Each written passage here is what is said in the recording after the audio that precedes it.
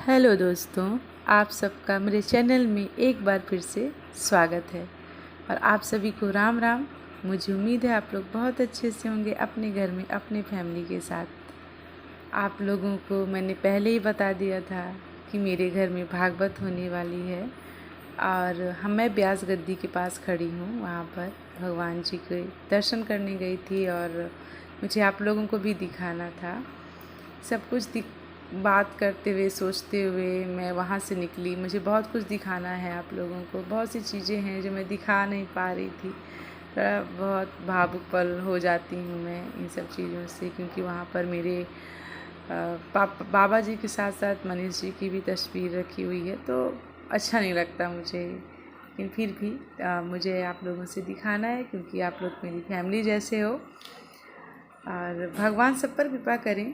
ये भागवत कथा सुनने के बाद ऐसा लगता है ना कि हम फालतू मोह माया में पड़े रहते हैं, क्योंकि जो करने वाला है, जो देने वाला है, जो बनाने वाला है, जो बिगाड़ने वाला है, वही एक परमात्मा है। बस उस पर भरोसा करें, बाकी जो होगा। यहाँ पर व्यास जी भागवत कथा का वाचन कर रहे थे। मम्मी पापा दादी सब लोग बैठ के सुन रहे थे। मतलब इसकी एक अलग अनुभूति होती है। मुझे देख के मैं वहाँ जाती हूँ तो मेरी मम्मी मेरी दादी रोने लगती हैं, इसलिए मैं थोड़ी देर के लिए जाती हूँ। मैं मतलब वहाँ बैठ के सुनती हूँ, लेकिन थोड़ा दूर बैठ के सुनती हूँ। और बस मैं नहीं चाहती कि मेरी वजह से मेरे मम्मी पापा रोएं, इसी वजह से मैं वहाँ से आ जाती हूँ। और यहाँ पर मेरी बहनें हैं जो मुझसे छोटी हैं, और बस इनके साथ थोड़ा रहती हूँ तो अच्छा लगता है। टाइम पता नहीं चल रहा है। मैं मायके में हूँ इस टाइम पर, तो मेरे घर में सब लोग इकट्ठा हुए हैं।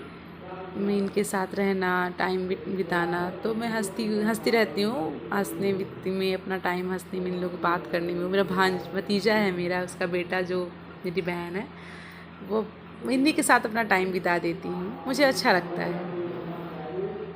यहाँ पर मेरी सबसे छोटी बहन आती है मेरे पास, जो कि बहुत ही चुलबुली टाइप की है।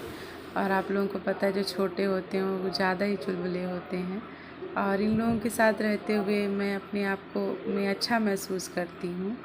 मुझे ज़्यादा चीज़ें नहीं याद करना चाहती हूँ, और इन लोग का प्यार भी मिल जाता है तो चीज़ें सही लगने लगती हैं। यहाँ पर मैं आंगन में आ गई हूँ। मेरी भाभी लोगों को पता नहीं था कि मैं रिकॉर्डिंग कर रही थी, तो मैं सब अपने अपने काम में बिजी थी और मैं उनकी रिकॉर्डिंग कर रही थी। मेरी भाभी जान गई थी आटा गूँथ रही हैं, जो सारी रिलेटिव सारी फैमिली इकट्ठा हुई थी, क्योंकि हम लोग भी गांव में हैं। गांव में चीज़ें मॉडरेट होने के बावजूद भी जब कोई फंक्शन होता है तो अंदर खाना अक्सर चूल्हे में बन जाता है और गैस में बनता है। इस तरह से अपने काम में लगे हुए थे। कुछ भी हो, गांव हो या शहर, लेकिन अपने घर में जितना अच्छा लगता है, चाहे वो गांव में अपने मम्मी पापा के पास जो सुकून मिलता है वो कहीं नहीं मिलता है।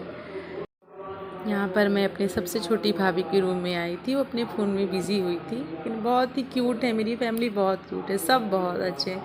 बाकी लोगों से हमको मिला नहीं पाई, क्योंकि पता नहीं सब कहाँ गायब थे। एक दिन मैं एक ब्लॉग में सबसे मिल पाऊँगी, मम्मी पापा, मेरी दोनों भाभियाँ, मेरी 4 भाभियाँ हैं, कजिन्स मिला के सबको।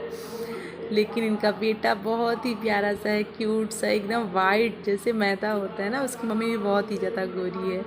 लेकिन ये है कि आज भी सब लोग बहुत प्यार देते हैं मुझको, मेरी बेटी को। मेरे घर में हर कोई ऐसे ट्रीट करेगा, बहुत ही अच्छा लगता है मुझे मेरी बेटी को यहाँ पर।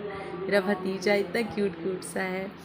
और मायके आने के बाद वैसे भी इंसान अपने लगता है कि हाँ, हम अपनी दुनिया में पहुँच गए हैं, क्योंकि जब हम अकेले होते हैं तब तो। और यहाँ पर हम सारी बहनें, मेरी बुआ, सब लोग मिलके रात में भजन गा रहे थे। और कथा होने के बाद, आरती होने के बाद सब व्यास जी चले जाते हैं, तो हम लोग बैठ के भजन गा रहे थे। और मैं भजन गाते हुए यही महसूस कर रही थी कि सारी लाइन, सारी पक्तियाँ मेरे लिए हैं। बहुत अब तो बस भगवान ही सहारा है, उन्हीं से अपना दुख दर्द कहती हूँ। तो जो कुछ भी महसूस होता है, कोई गाने, कोई भजन, कोई लाइन, ऐसा लगता है जैसे भगवान आपने मेरे लिए ही बना है। तो मैं भावुक भी हो जाती हूँ, इमोशनल हो जाती हूँ।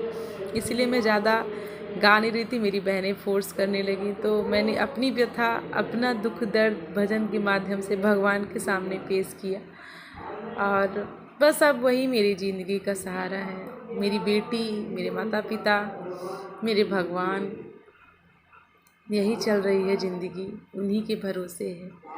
और अब मैं आप लोगों से भी अपनी सारी बातें शेयर करती हूँ। मुझे दुख होता है, मैं अपने ब्लॉग नहीं पहुँच दे पाती टाइम से, ब्लॉग ही नहीं बना पाती। गांव में हूँ, नेटवर्क भी बहुत ख़राब रहता है। तो बस यहाँ पर मैं गा रही थी, मेरा कोई न सहारा बिन तेरे, घनश्याम सवरिया मेरे। प्रभु तुम्हें छोड़ के जाऊँ कहाँ, तेरे बिन मेरा कौन यहाँ, मैं तो आन पड़ी हूँ दर तेरे, घनश्याम सवरिया मेरे। बस आप लोग भी अपना प्यार, अपना सपोर्ट हम माँ बेटी पर बना के रखिएगा। भगवान आपकी फैमिली में भी कभी कोई दुख ना लाए, हमेशा खुशियाँ ही खुशियाँ लाए, जो जो हमेशा तरक्की लाए। बच्चों को उनके माँ बाप से कभी अलग ना होना पड़े, यही मेरी ऊपर वाले से प्रार्थना है। आप सभी को राम राम।